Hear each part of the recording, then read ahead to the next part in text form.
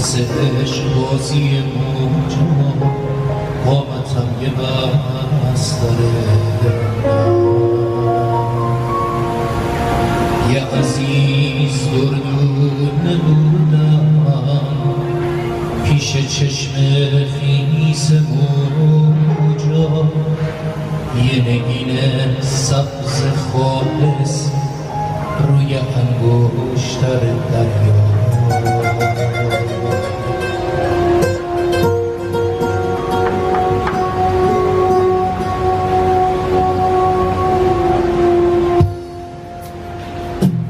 تا که یک روز تو رسیدی توی قلبم ها گذاشتی قصه های عاشقی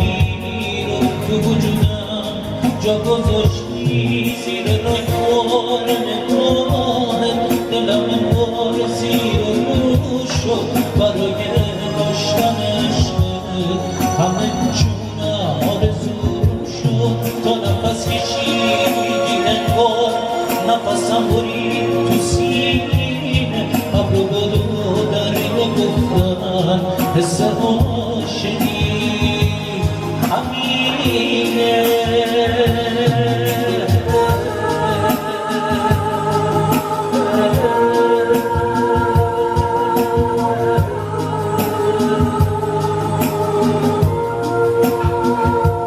اومدی تو سر نوشتم بی‌بهونه ما گذاشتی اما تا قایقی اومد از من و دلم گذشتی رفتی بابای عشق سوی روشنی فردا من و دل اما نشستیم چشم راه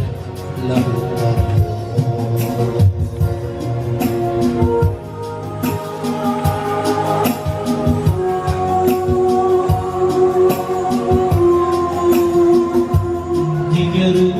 خاک وجودم نه گلی هست نه درختی لحظه های بی تو بودم میگذره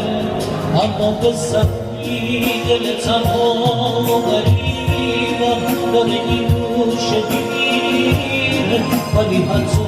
وقت مردن با سراغ تو میگیره میرسه روزی که دیگه بحر دریا میشه خونم ولی تو دریای عشقت باز یه گوشه ای